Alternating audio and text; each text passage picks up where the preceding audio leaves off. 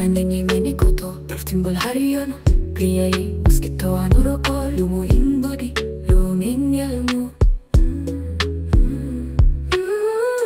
Ini koto ko terus ada sewindu walung dosa tahun Arkeologi nunjuk saking Universitas Gajah Mada Bayak Yogyakarta Munani koin komunitas kandang kebo Naliko minggu lagi enem Oktober 2024 Sujeng amigang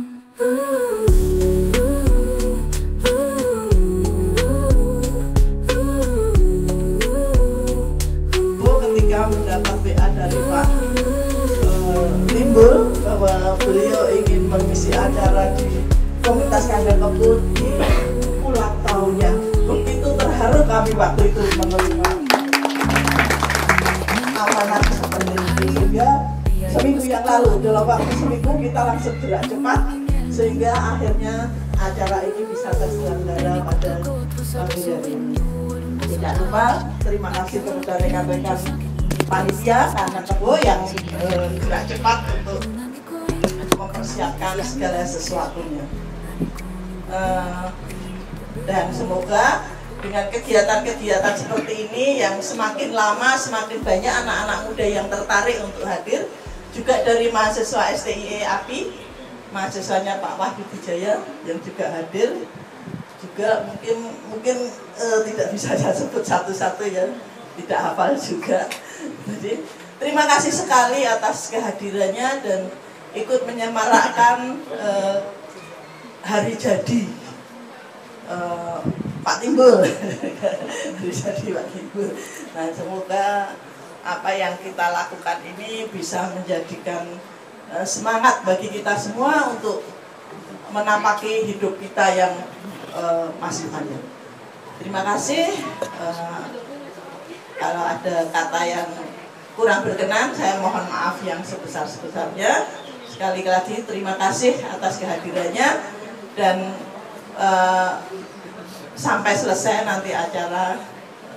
Pak Timbul juga berkenan jika ada yang ingin pengobatan alternatif, monggo nanti sesudah acara selesai bisa ngobrol-ngobrol dengan Pak Timbul. Terima kasih. Wassalamualaikum warahmatullahi wabarakatuh. Waalaikumsalam warahmatullahi wabarakatuh. Terima kasih sekali Bapak-bapak dan Ibu-ibu yang saya hormati. Tidak mengurangi hormat saya kalau tidak menyebutkan satu persatu karena saya tidak hafal. Ya. Assalamualaikum warahmatullahi wabarakatuh. Apa yang kita lihat sehari-hari dan Bapak Ibu kunjungi yang namanya candi itu sudah melotok di pikiran Bapak Ibu. Karena komunitas ini komunitas yang sangat-sangat peduli terhadap peninggalan keperbakalaan. Tapi sebenarnya apa toh candiografi, candiologi itu? Nah, ini dari kata candi dan logi, ilmu tentang candi. Candiografi itu ya tulisan uraian mengenai candi. Tapi sebenarnya candi itu apa? Ya, candi yang sekarang kita kenal penyebutannya itu merupakan penyebutan yang salah tetapi kaprah. Sudah kita anggap benar padahal salah. Ya, salahnya itu apa? Candi itu sebenarnya nama Dewi Maut di dalam agama Hindu. Dalam agama Hindu, Dewi itu dipuja memerlukan rumah itu Geraha namanya. Jadi disebutlah Candi Geraha.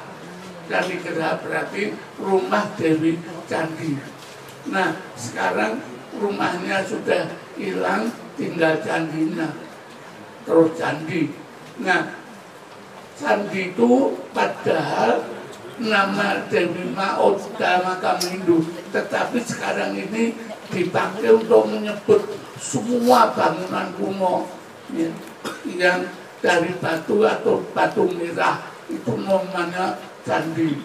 meskipun bangunan itu tidak untuk pemujaan Dewi Candi. Ya, seperti di Jawa Timur ada Candi Bajang Ratu, ada Candi Wringin Lawang. Sebenarnya itu gapura, tapi gapura ya disebut candi. Nah, kemudian di Boko itu ada keraton, disebut juga candi. Hampir semua penyebutan candi. Ya. Dalam agama Buddha pun Candi Borobudur disebut candi juga. Nah, kaprahnya itu, salahnya itu. Tetapi karena sudah kaprah, ya kita ikuti saja. Tuh. Nah, candi ini lekat sekali dengan kebudayaan Jawa. Nah, sejak abad ke-5 sampai sekarang, ya, bahwa itu sebenarnya simbol lambang jagat raya di dalam agama Hindu. Kita lihat gambarnya di sini, di tengah itu ada bangunan seperti menara, ya, dan di bawahnya itu ada kura-kura besar. Itu gambaran tentang makrokosmos kita, bahwa di bawah yang kita tempati itu disanggah oleh kura-kura besar. Nah, itulah sebabnya di dalam bangunan candi, bingkai yang paling bawah itu yang sering disebut bingkai Padma, itu sebenarnya adalah kurma pita, bingkai yang menyerupai punggung kura-kura sebenarnya itu. Tapi kita menyebutnya bingkai Padma. Ya sudah, biar saja. Ya. Kemudian sejajar dengan itu, bingkai itu, nanti di Jawa Tengah khususnya itu ada bingkai setengah lingkaran.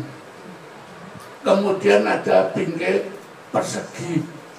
3 bingkai ini menandakan profil klasik Jawa Tengah. Karena nanti seterusnya itu Jawa Timur itu tidak mengenal bingkai setengah lingkaran itu. Ya, terus Mas. Oh iya. Ya. Candi ini mempunyai landasan kosmogonis, bahwa makrokosmos itu merupakan hubungan yang serasi dengan mikrokosmos. Makrokosmos itu jagat raya, mikrokosmos itu jagat cilik. Ya. Makrokosmos itu jagat gede. Nah, jagat cilik ya kita sendiri ini mempunyai deskripsi grafi yang sama dengan mikrokosmos, dan itu merupakan lambang Gunung Mahameru. Ya. Di dalam ajaran agama Hindu, bahwa alam ini terdiri atas suatu benua pusat berbentuk lingkaran yang bernama Jambudwipa. Jambudwipa itu kalau orang menyebut India itu, karena benua India itu kalau kita lihat dari atas itu tampak seperti buah jambu itu. Nah, Jambudwipa itu dilingkari oleh 7 lautan dan oleh 7 daratan yang dibatasi oleh suatu pegunungan yang tinggi. Nah, di tengah-tengah Jambudwipa itu berdiri Gunung Meru sebagai pusat alam semesta, dikelilingi oleh matahari, bulan, bintang itu. Nah, di puncak Gunung Meru ini ada kota dewa yang dikelilingi oleh tempat tinggal dewa penjaga dunia atau disebut Lokapala. Ya, tadinya itu hanya ada 4, yaitu catur loka pala, tetapi terus berkembang menjadi asta dikpala 8 itu. Nah, ini yang loka pala itu di mana pelukisan kita jumpai satu-satunya itu di Candi Prambanan. Candi Prambanan itu bagian bawah itu ada gambar para dewa. Nah itu yang disebut loka pala. Loka itu loko papan ke dunia. Pala itu artinya penjaga. Ya, terus ya. Nah, candi itu biasanya karena penggambaran dunia, maka dalam karya manusia sekarang candi itu dikelilingi oleh kolam atau parit atau dekat sumber air. Kita temukan misalnya di Candi Pausan yang sekarang ada paritnya keliling itu. Kemudian juga di Candi Prambanan itu halaman 1 itu banyak sisa-sisa kolam parit itu, tapi sekarang sudah tertutup. Kemudian di Candi Jawi itu kita menemukan juga kolam di tengah itu. Ya. Ini penggambaran dari samudra itu. Candi itu terdiri dari 3 bagian. Bagian pertama itu atap candi, puncaknya. Yang kedua itu bagian badannya, tengahnya. Yang ketiga itu bagian kakinya. Nah, pada bagian atap candi yang kita lihat sekarang ini, itu bagian atapnya itu berongga, ada rongganya. Itu merupakan tempat tinggal dewa untuk sementara. Nah, di bawahnya itu ada arca, ya, ada arca dewa. Ya. Dan di bawah lagi di bagian kaki itu ada peripeh. Peripeh itu pendeman, barang yang dipendem. Peripeh macamnya banyak. Ada peripeh yang berupa lempengan logam emas, perak. Ada peripeh yang berupa biji-bijian. Nah inilah yang menyebabkan dulu pada zaman Belanda itu ada, katanya ada abu jenazah, ada sisa tulang gitu. Ternyata ini tidak benar, ya, bahwa candi itu bukan tempat untuk makam, karena candi itu bangunan suci, tempat untuk memuja, jadi bukan untuk makam. Artinya ada jasad yang dimakamkan itu tidak. Ya. Oke. Maka fungsi candi itu sebenarnya adalah fungsi untuk pemujaan. Nah, pada waktu upacara seolah dewa yang bersemayam di atas itu diturunkan dengan menaikkan jasad-jasad di bawah berupa peripeh, terus membuat arca itu hidup. Ya, terus. Oke. Sampai yang apa, Pak?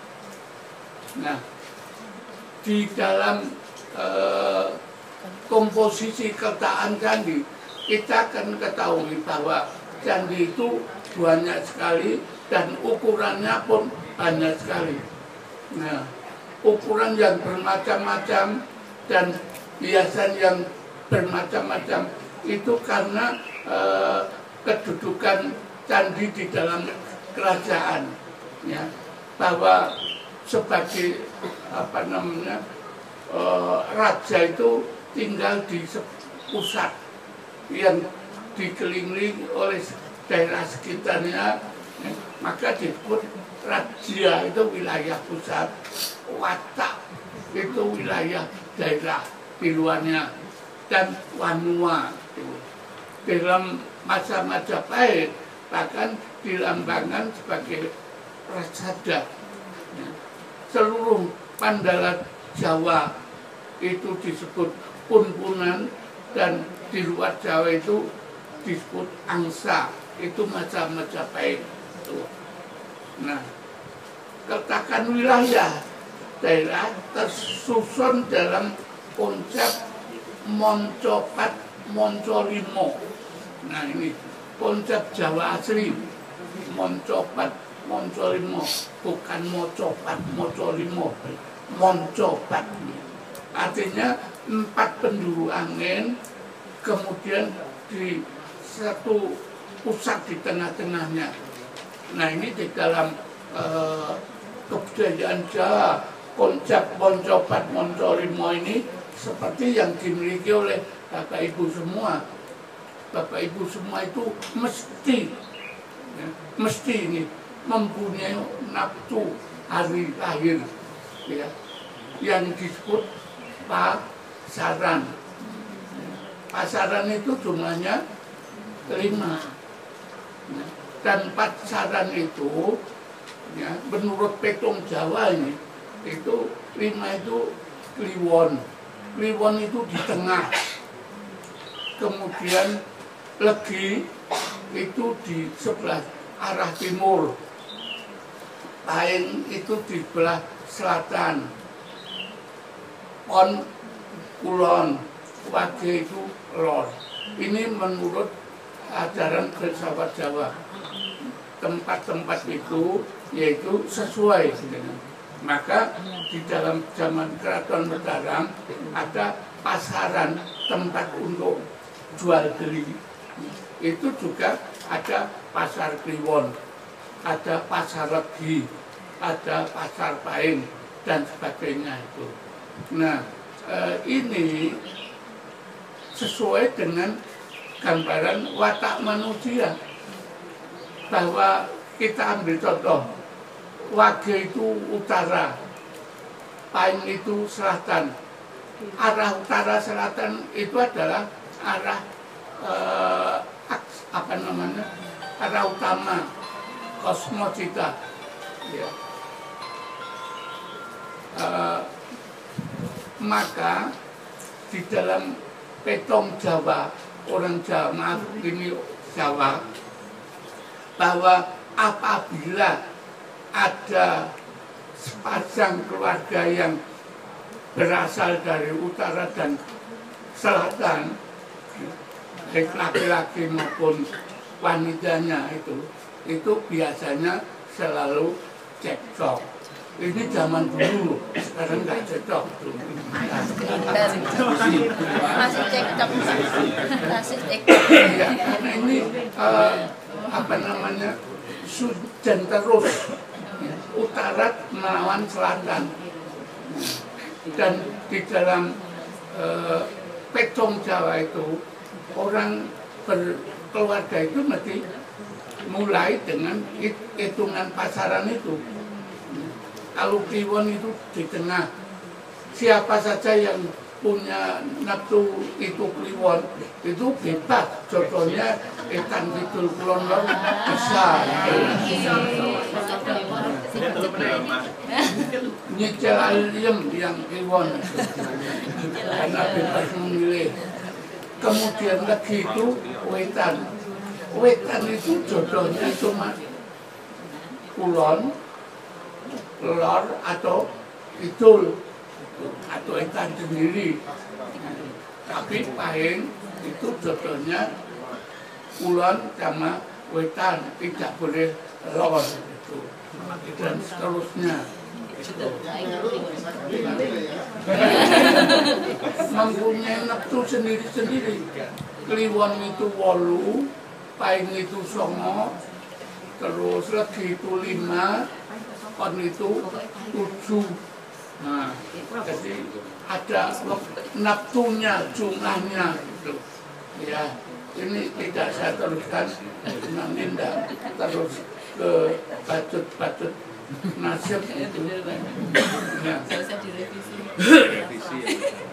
raja ya, sebagai pusatnya itu mempunyai kewajiban yang tertentu dan konon disebut raja dharma. Itu dharmanya raja, kewajiban raja. Apa itu? Yaitu wenang wigraha anugraha. Berarti berkuasa untuk menghukum yang salah dan memberi anugerah pada yang berjasa. Itu raja atau pemimpin dalam zaman dulu ya. Kalau sekarang kan menghukum yang benar, membenarkan yang ya. Saya tidak ngomong. Nah, itu. Maka kewajiban raja itu tertera di dalam apa yang disebut orang tua sering hafal Asto Broto. Asto itu 8, Broto itu laku, perilaku yang 8 ya. Dan di dalam Ramayana ya, serat Ramayana, Asto Broto itu merupakan ajaran dari Rama kepada adiknya Bharata atau kepada Wibisana untuk berlaku baik seandainya jadi pemimpin itu ya. Terus nah, Asto Broto itu adalah pertama Indra.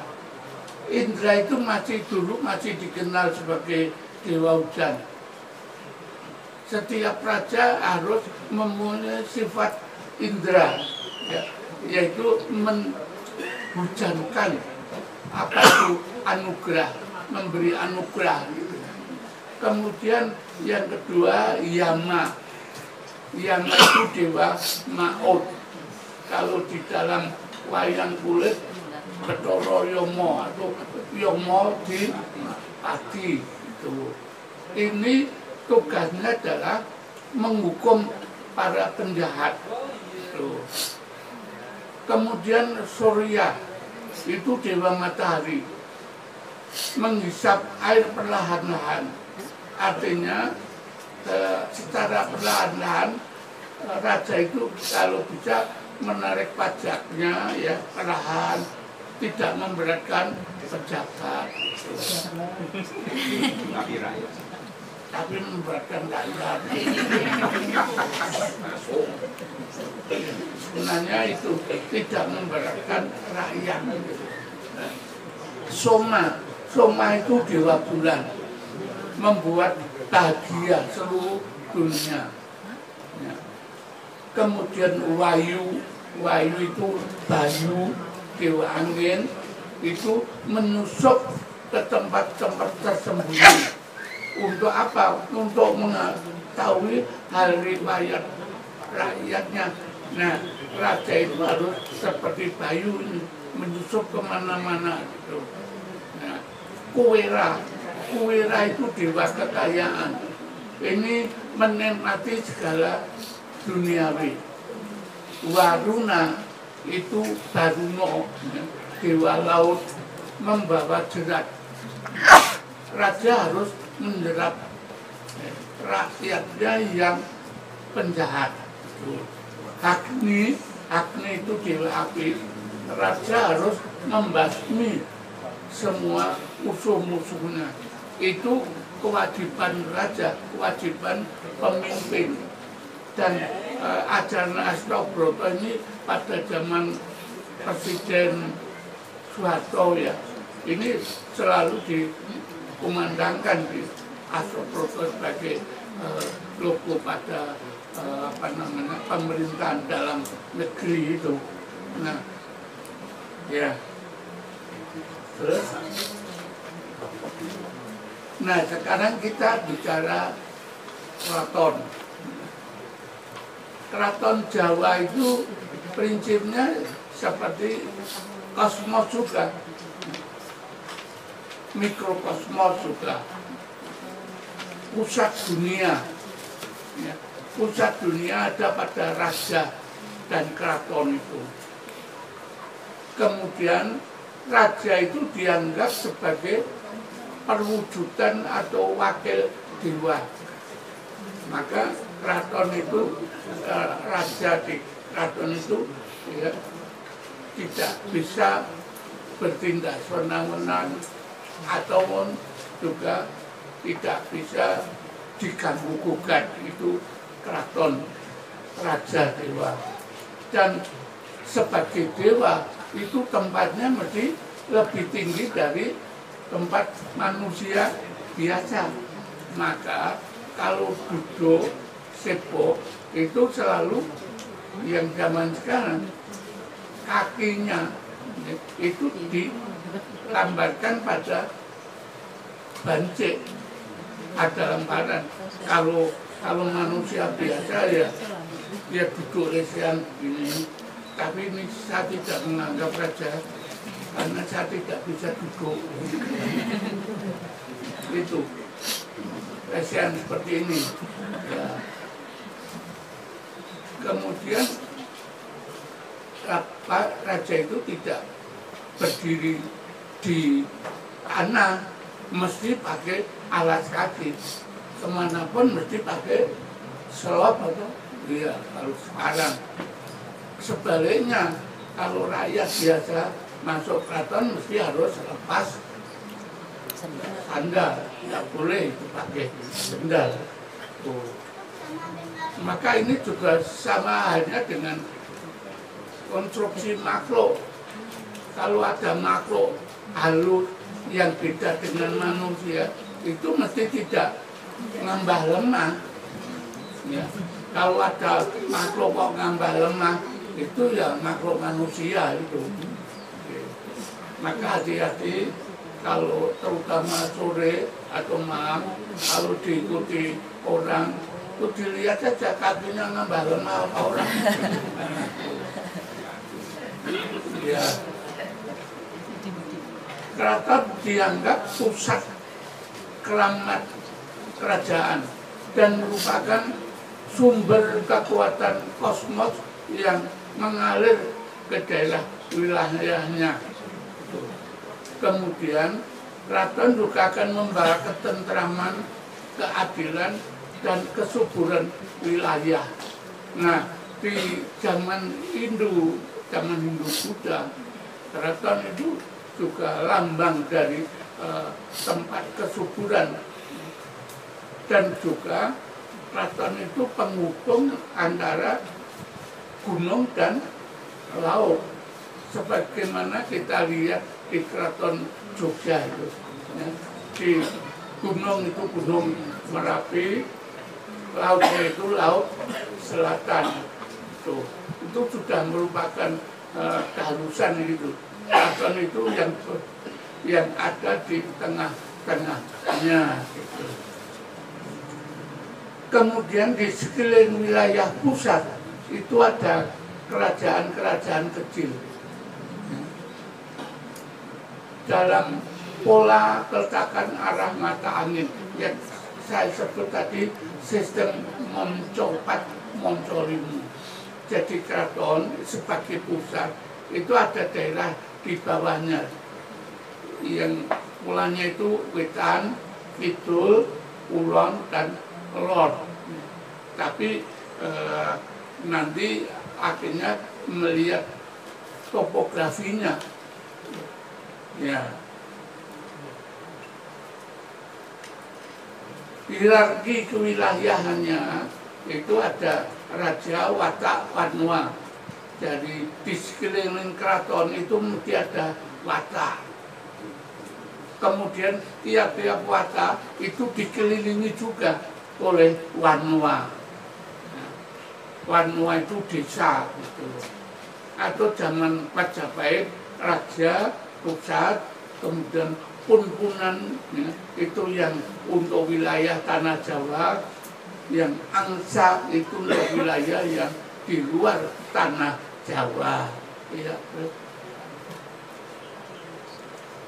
Nah, sekarang salah satu contoh, sekarang Candi Borobudur.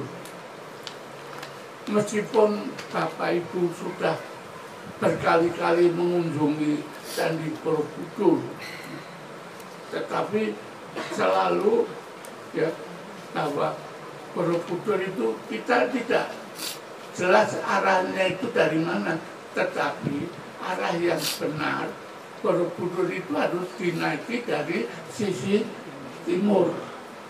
Mau dari selatan ya boleh, mau dari utara ya boleh, tapi yang benar itu dari sisi timur.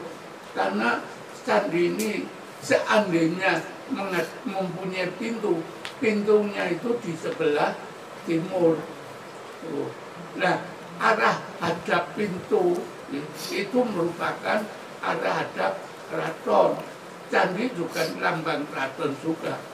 Nah, maka keraton itu yang sekarang kita masih bisa lihat, mesti pintu utamanya menghadap ke timur, tetapi masuknya dari alun-alun utara, bukan alun-alun timur, nggak ada, tapi utara.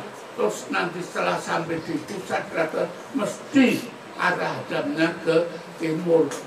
Menghadap ke timur itu menghadap dewa-dewa, menghadap Dewa Indra.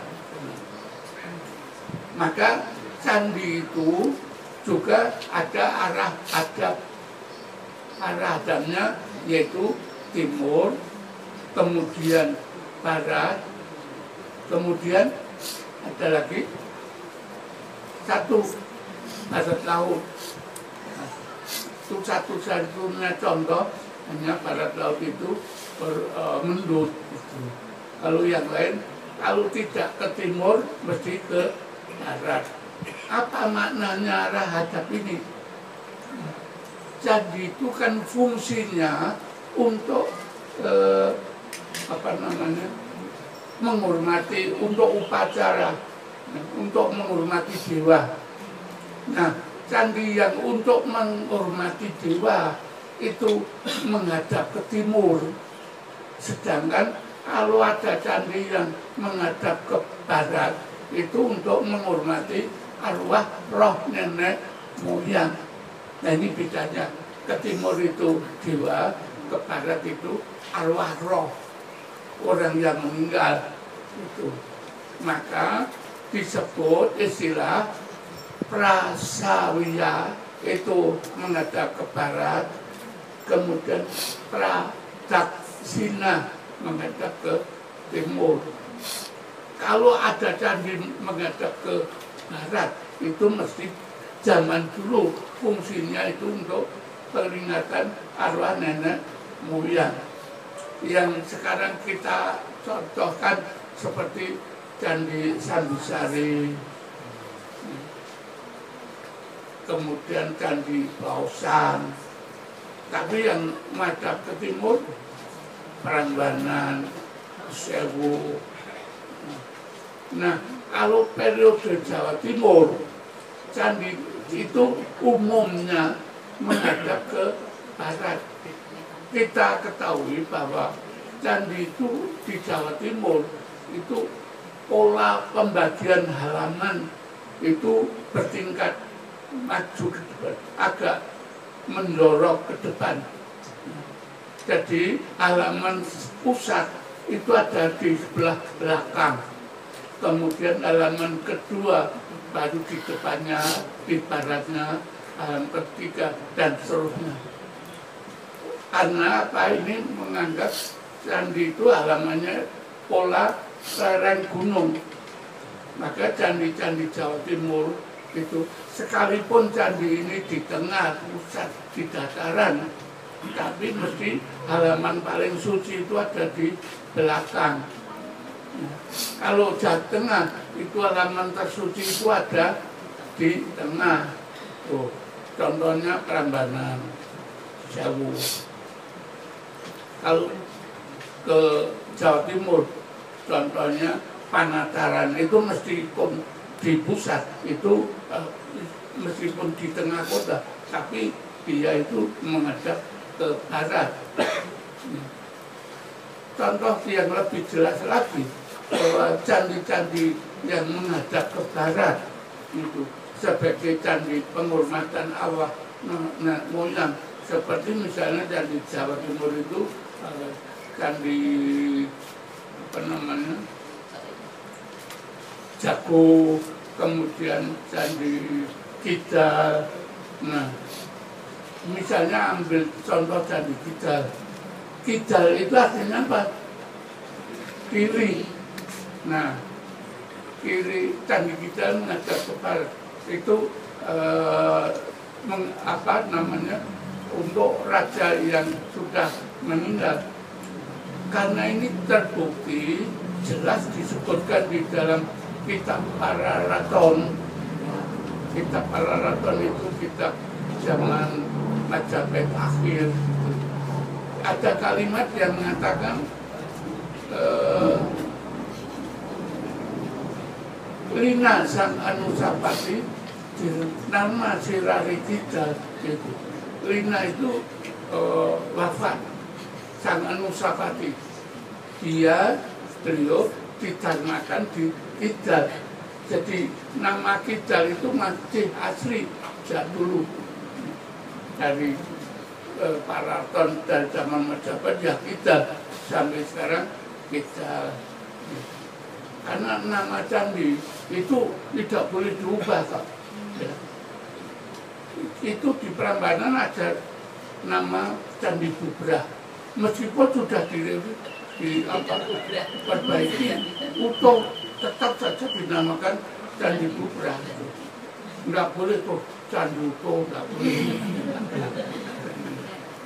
Nah, kemudian untuk Borobudur, meskipun tidak berpintu, tidak beratap, tapi ini tetap menghadap ke timur.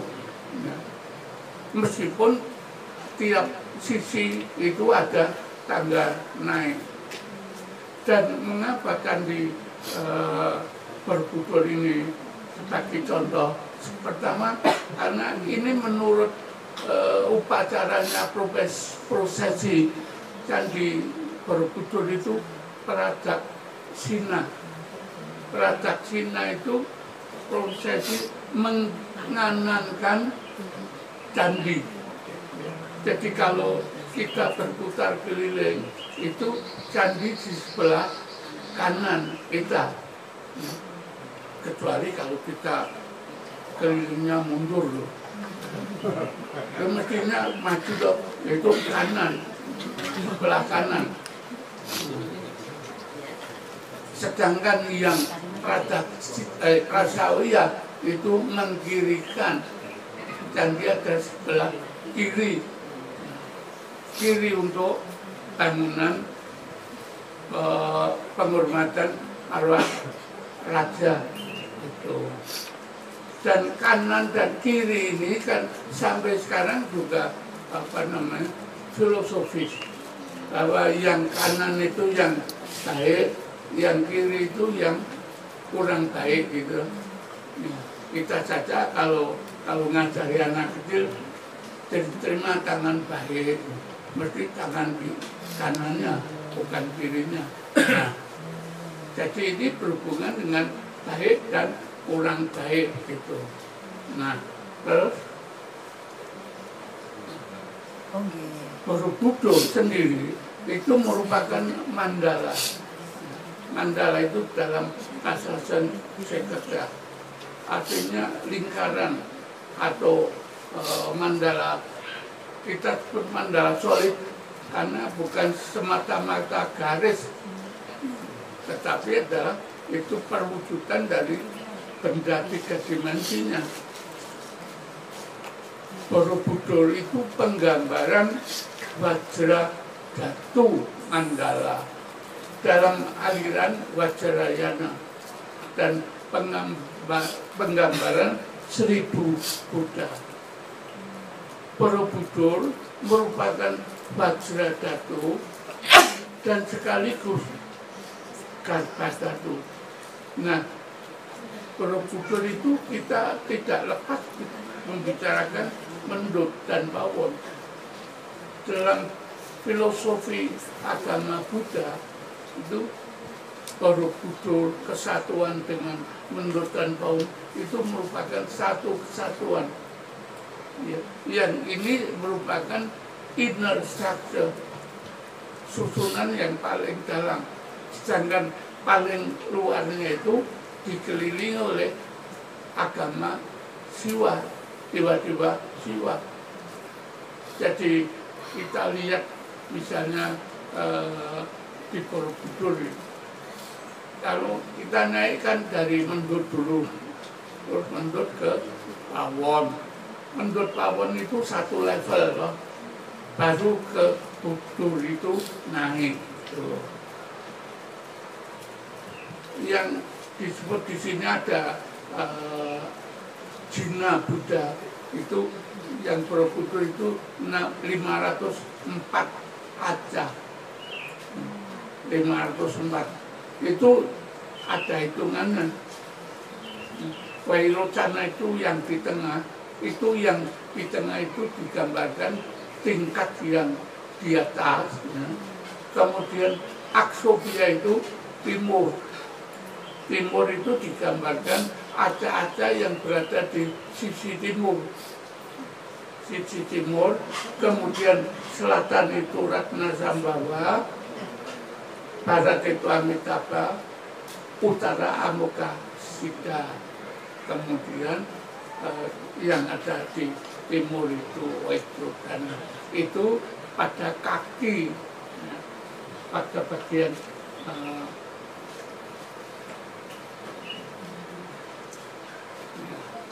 dan kita melihat Borobudur itu masih ada bagian 3 buah saja juga, bagian kaki candi, tubuh candi, atap candi. Kalau candi itu beratap, tapi candi Borobudur di samakan dengan yang beratap tadi juga itu. Yang bawah itu kaki candi, yang tengah itu badan candi, itu diwakili oleh teras Bujur Sangkar. Sedangkan yang atas itu diwakili oleh teras yang bulat. Nama-namanya adalah yang biasa dikenal dengan Karma Wibangga, itu yang asli Kamadhatu. Kemudian yang kedua itu Rupa Dhatu, rupa itu wujud. Jadi pada bagian tingkat 2 sampai 5 itu 6 itu masih rupa, tingkat yang Bujur Sangkar. Sedangkan yang arupa, yang tidak berbentuk, itu diwakili oleh tingkat yang bulat-bulat itu, ada 3 itu. Nah, Borobudur mungkin seperti hanya kita itu merupakan buku yang isinya banyak sekali. Di antaranya sangat beruntung sekali bahwa relief-relief di bagian kaki tertutup Karma Wibangga itu banyak ada tulisan singkat. Dari tulisan singkat itu kita bisa mengetahui zaman kapan Borobudur didirikan. Menurut paleografi, ada Wirupa, yang artinya bentuk muka yang jelek. Wirupa itu tulisan singkat di atas bingkai relief itu, yang sampai sekarang masih dipertunjukkan, karena di sudut tenggara masih dibuka. Sedangkan yang lainnya itu sudah tertutup oleh kaki tambahan itu. Ada Maesakya, orang yang terkenal, ada Caitya Wandana, pemujaan Caitya, ada Cakrawati, Raja Dunia. Kemudian Cakrawati ini menjadi Cakrawatin. Kemudian di dalam wayang itu sering dikatakan Hanokrowati bau bentuk. Karena Hanokrowati itu seperti Cakrawatin. Cakrawatin itu rajanya dunia. Kemudian ada tulisan Swarga. Swarga artinya surga. Kemudian ada Wastra Dana. Dana itu dana pemberian. Wastra itu busana. Wastro pemberian busana. Kemudian ada Pataka. Pataka itu bendera. Ada Anjali, sikap menyembah. Itu beberapa contoh tulisan singkat saja. Nah, oke. Kemudian kita lihat contoh juga di Borobudur itu reliefnya itu macam-macam. Yang paling bawah yang menggambarkan karma wibangga itu hukum karma. Artinya dalam relief itu selalu ada gambaran hukum karma, karma yang baik dan karma yang jahat. Ini sebagai contoh. Paling kanan itu adalah adegan gambar orang yang berkelahi. Terus ada pohon di belakangnya. Kemudian ada adegan gambar orang yang berkelahi. Itu gambaran bahwa yang berkelahi yang pertama itu di dunia, yang kedua itu di akhirat nanti. Hukumannya ya itu seperti berikutnya. Yang pertama itu ada orang menyembelih kambing, digantung kambing yang satu antrian untuk disembelih. Itu gambaran di dunia. Kemudian setelah meninggal di dunia sana itu gantian, mereka akan disembelih. Itu digambarkan digergaji kepalanya oleh malaikat-malaikat. Nah itu karena memang di dalam ajaran Buddha itu tidak boleh membunuh. Nah, ini kajian yang jual sate itu nanti.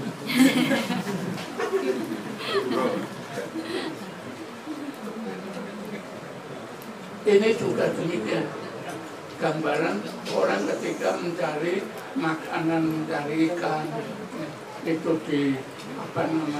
dijaring, kemudian dipikul, tapi setelah meninggal dia akan direbus seperti nasib ikan yang nantinya setelah ketangkap direbus.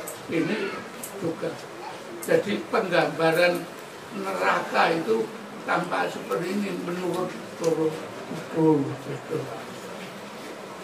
Pohonnya itu apa? Ya. Ada gambar pohon itu? Ya, pohon ini gambarnya ini hanya petunjuk mengenai adegan, perpindahan adegan. Kalau sekarang pohon itu digambarkan di dalam gunungan kayon. Kayon itu lambang pemindahan adegan satu dengan yang lain loh. Nanti digambarkan pohon yang satunya itu sebagai pemisah adegan. Tuh. Ada digambarkan sana pohon nangka, macam-macam pohonnya tuh.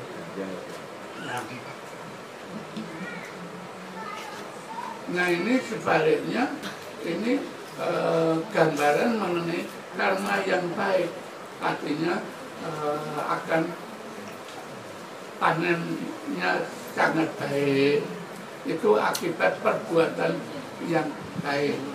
Nah, itu ditunjukkan oleh gambar tumbuh-tumbuhan itu, tanaman itu. Nah, ada padi, ada pisang, ya, dan seterusnya. Nah, sekedar untuk membedakan relief di Jawa Tengah dan Jawa Timur bedanya. Kalau Jawa Tengah itu modelnya seperti naturalis, seperti gambaran manusia, ya, kemudian menghadap ke depan, muka mesti menghadap ke depan. Tapi relief di Jawa Timur itu gayanya gaya wayang kulit. Jadi relief itu ke samping. Ini ada Arjuna Wiwaha, ada Kuntilanak itu, dan bentuk-bentuk reliefnya kaku, tidak seperti Jawa Tengah yang bagus-bagus, gambar orangnya ya cantik-cantik, ganteng-ganteng. Kalau Jawa Timur Rano Bidane. Nah, kenapa? Karena kesenian di Jawa Timur itu kita mengatakan lokal jenius. Artinya nenek moyang kita menemukan keasliannya, yaitu bahwa seperti lokal jenius, seperti kebudayaan lokal sebelum pengaruh dari India.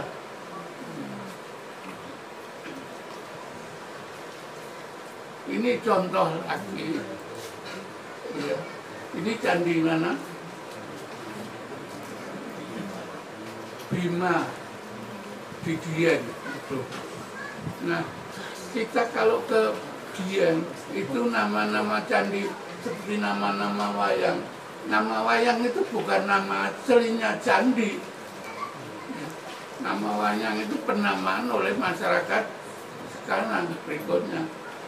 Karena Bima itu kok berdiri sendiri, gagah dinamai Bima. Sebab yang lain nanti ada candi Nolokaren, ada candi Petro, ya, itu. Ini candi Bima. Ini candi Puntadewa dan candi Sri Kandi. Yang kita lihat sekarang yang di Dieng, candi-candinya kan kecil. Nah, candi-candi kecil itu memang sebagai penanda candi-candi itu berasal dari abad-abad yang lebih tua, abad ke-7-8 itu, Dieng itu. Maka kalau di daerah Jogja ini ada candi yang menurut prasasti itu berasal dari tahun 700, candi mana? Kalasan. Tetapi candi Kalasan yang kita lihat sekarang itu tidak sesuai dengan hasil karya abad ke-7-8. Itu adalah karya-karya baru sejajar dengan Prambanan. Maka di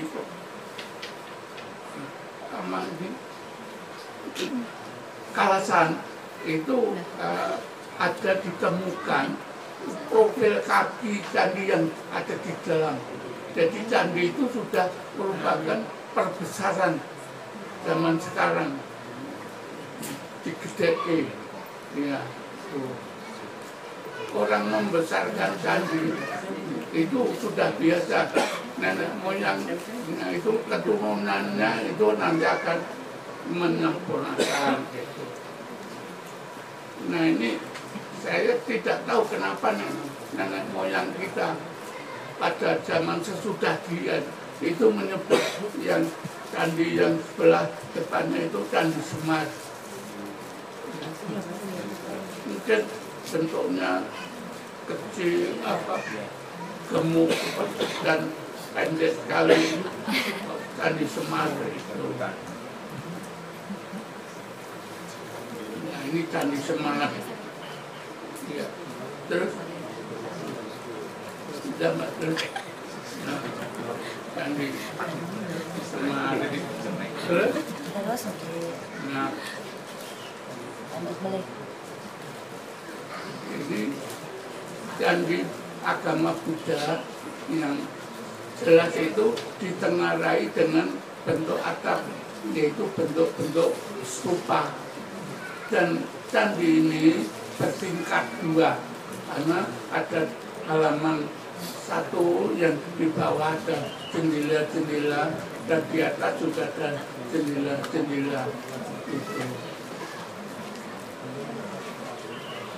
Nah, kalau kita kembali ke zaman sebelumnya, ini candi-candi kecil, tadinya di tengah utara itu seperti Candi Gedong Songo, Candi Gedong Songo. Selalu pembagiannya itu pembagian menjadi 3 atapnya itu. Kita nggak tahu kenapa kok dibagi 3. 3 itu bisa dikatakan lambang Dewa Trimurti. Seperti pada bagian masjid kita sekarang kalau lihat masjidnya tingkat atapnya itu 2 tingkat, itu lambang kalimat Sada dan seterusnya. Ini Gedong Songo,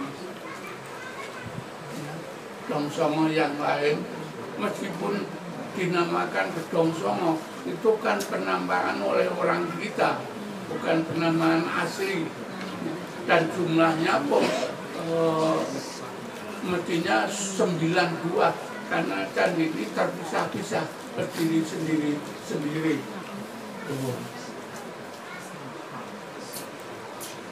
Nah, kembali kepada Mendut, kalau kita katakan Mendut itu berkesatuan dengan Borobudur dan Mendut dan Pawon, itu 3 ini melambangkan Candi Mendut dan Pawon itu suatu jalan yang disebut Prayoga Marga. Kemudian Borobudur Sambara Marga, Sambara bahasa Borobudur Prayoga. Sungai sekarang dekatnya kan Sungai Progo. Mendut dan Pawon itu 1 level, kemudian naik ke lebih tinggi. Nah, Mendut Pawon Borobudur itu merupakan gambaran dari inner structure dalam sistem mantra Buddhisme yang bertingkat. Lalu mandala di sebelah tengah itu mesti gambaran kudanya. Ya. Kemudian nanti yang paling utara di tempat oleh dewa-dewa agama Hindu di luar itu, yaitu di Candi Borobudur ada Candi Banon. Pernah lihat Candi Banon? Belum, memang sudah tidak ada.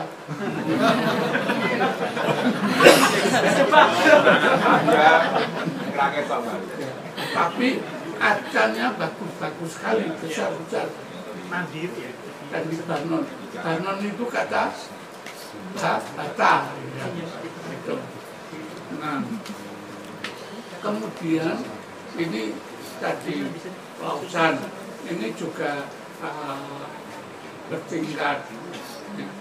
Yang penting Lausan ini, Lausan itu dikelilingi oleh candi-candi perwara dalam bentuk stupa dan bentuk candi. Keliling 4 penjuru mata angin.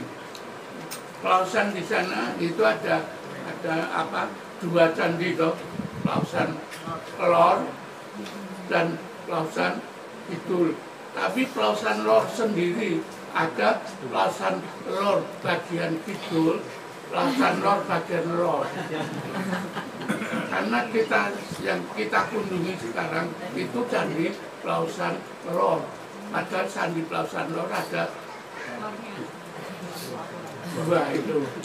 Nah, yang menarik juga candi Lausan itu kan Buddha, tetapi dalam tulisan-tulisan singkat yang dipasang di candi perwara di dindingnya itu ada menyebut nama Pikatan.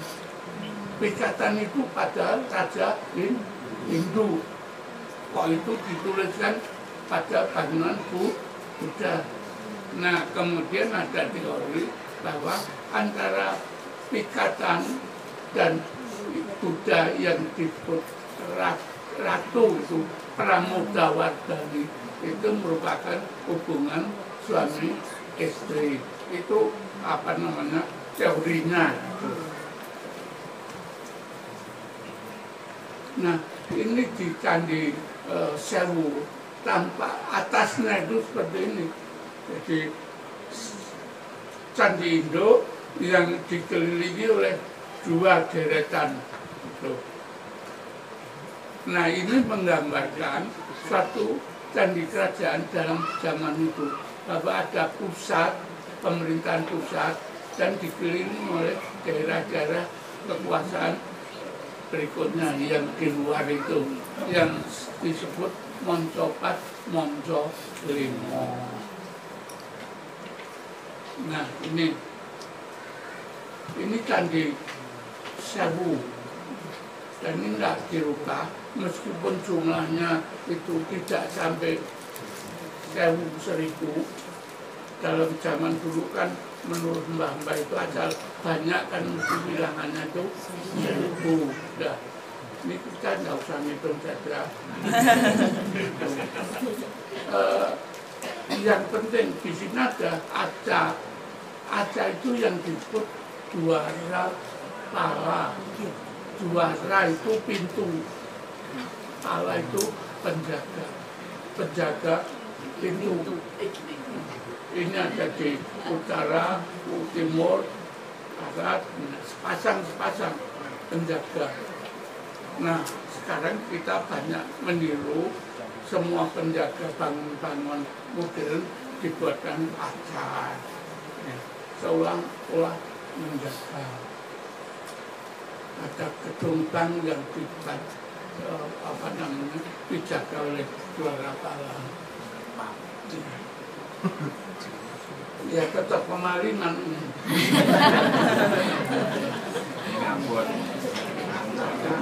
Dwara Palanya.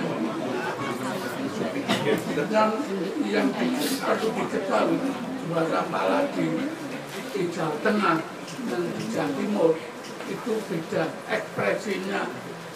Yang Jawa Tengah itu tampak tenang sekali, di Jawa Timur itu ekspresif sekali, seolah-olah betul gitu, menjaga gitu. Ada salah satu adat Dwara Pala 2 itu di Malang. Di Malang itu adanya bahkan itu ada duduk ini, tingginya 3,7 meter. Coba bayangin kalau berdiri. Hanya duduk saja. Dan konon kalau mendengar musik dangdut itu berdiri terus. Tapi kalau enggak ada. Nah, ini gambarnya, denahnya, lausan. Sewu itu. Pinggir-pinggir ini dikelilingi. Nah, Sewu itu ada prasasti yang namanya prasasti Kelura. Itu disebut-sebut kalimat Mawardi. Mawardi itu memperbesar bangunan. Jadi Candi Sewu yang sekarang itu sudah hasil pembesaran zaman dulu. Karena Candi Sewu ada bangunan untuk Bodhisatwa Manusri, disebut Wajrasana Manusri Gerha. Gerha itu menjadi Jawa sekarang Griyo. Ya, Gerha, Manusri Gerha, Griyonya Manusri. Dan dalam proses itu disebutkan misalnya antara lain Sri Swasti Sakawatapita 714 Kartika Masa Catur Dasi Sukla Paksa Sukrawara Pon. Nah, Sukrawara Pon Tatkalanda dan Nayaka Pirandalu Rawang Namanda Mawardi.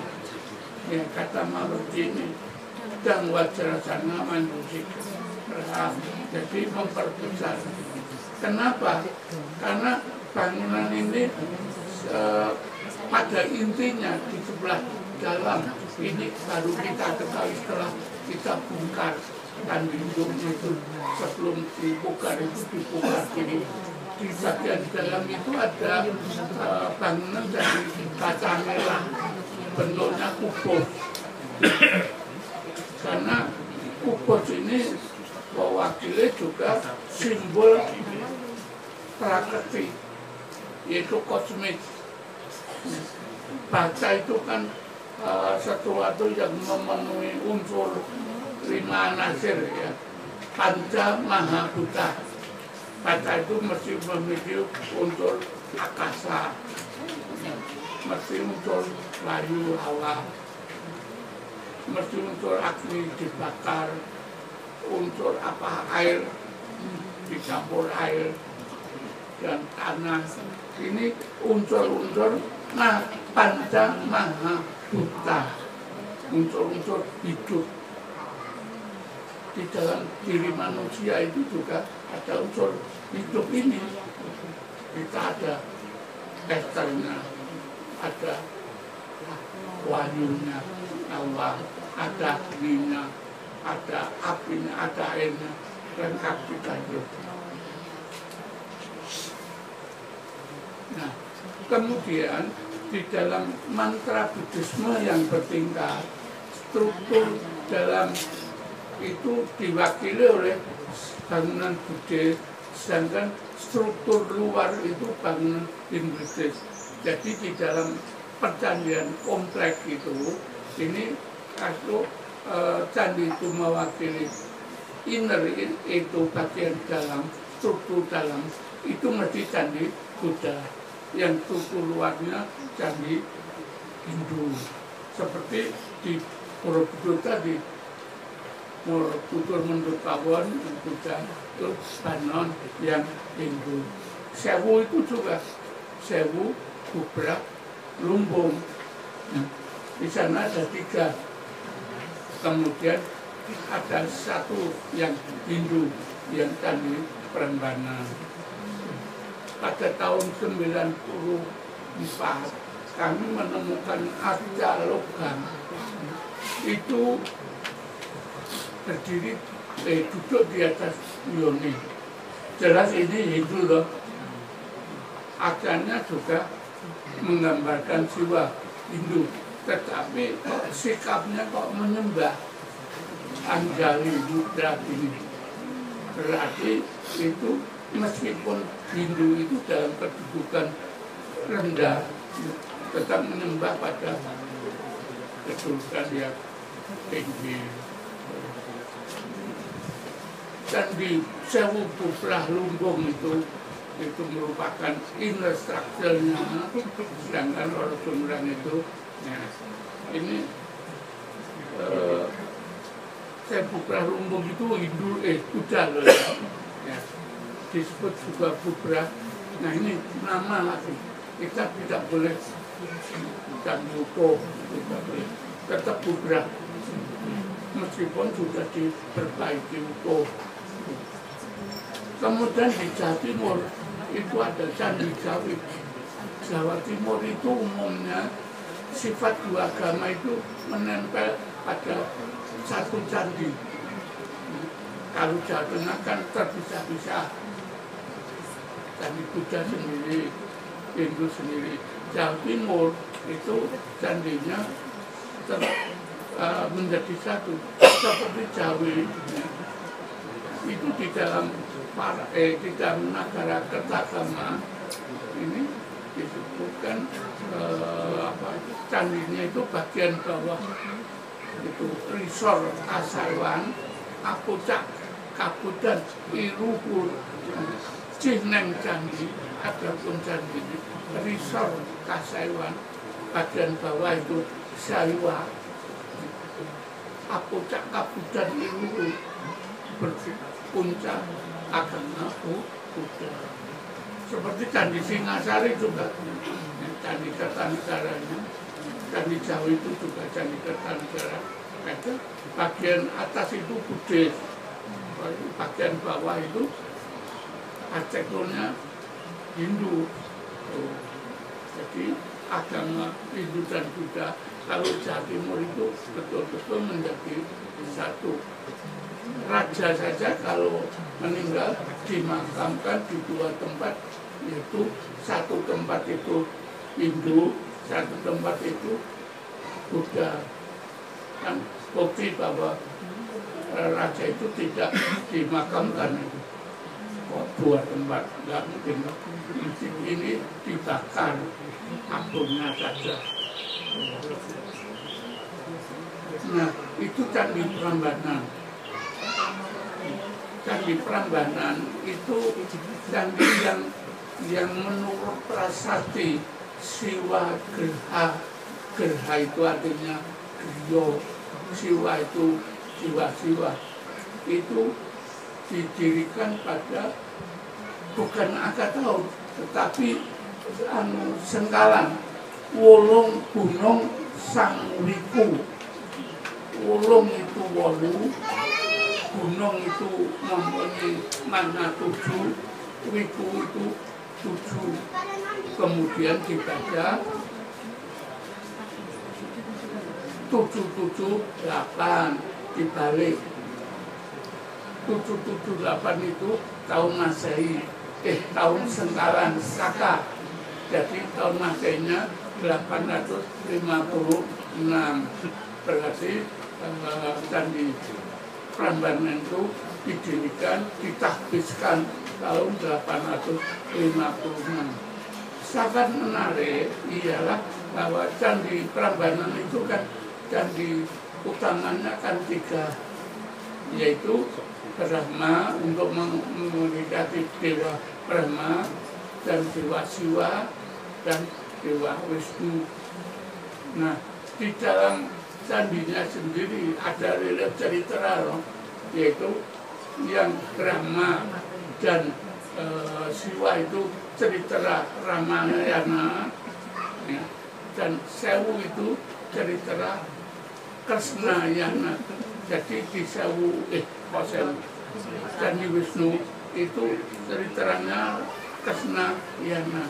Nah, kalau kita urutkan di dalam awatara Wisnu itu Rama itu urutan yang ke-7, kemudian Krishna itu urutan yang ke-8, sehingga di situ memperoleh yang 2 candi itu Rama semua 7 dan 7, yang Wisnu itu 8. Kita memperoleh angka 7, 8 juga itu. Dan yang tidak kalah pentingnya yaitu bahwa relief dewa-dewa Lokapala itu ada dilukiskan di dalam candi Siwa ini. Ini candi yang paling besar itu Siwa, sedangkan yang selatan itu Brahma, yang utara itu Wisnu. Nah, yang timur yang berhadapan dengan Candi Siwa. Candi Siwa ini menghadap ke timur, ya, karena Candi Siwa adalah candi kerajaan, bukan candi untuk memperingati arwah nenek moyang. Ya. Kemudian di hadapannya ada candi yang disebut Candi Wahana.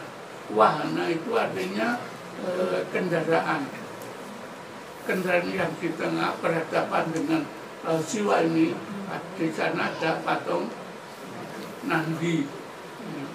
Ya, sedangkan di utaranya dan selatannya tidak ada patungnya, tetapi kok disebut Candi Garuda dan Candi Angsa, ya, itu salah.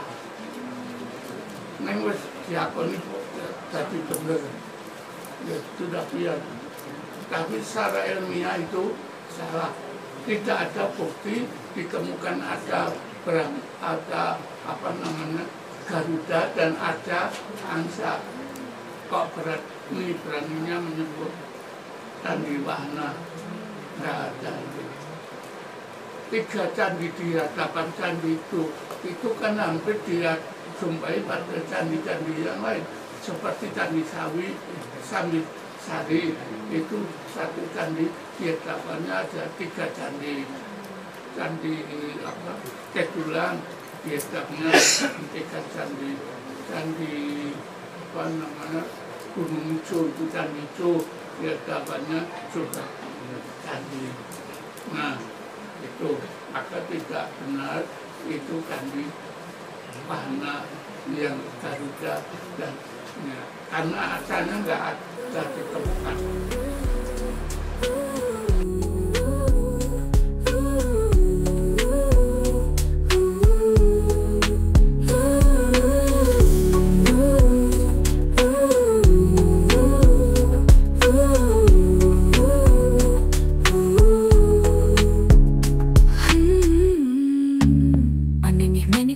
Prof Timbul Haryono, Kiai Waskito Anuroko, lumuhin budi, lumungin ilmu. Beni Kotoko, terus ada sewindu, 18 tahun. Arkeolog pinunjuk saking Universitas Gajah Mada, Ngayo Kiyokarto, Munangikoin, komunitas kandang kebo. Naliko minggu lagi, ini Oktobero may 24, suje ngamitang.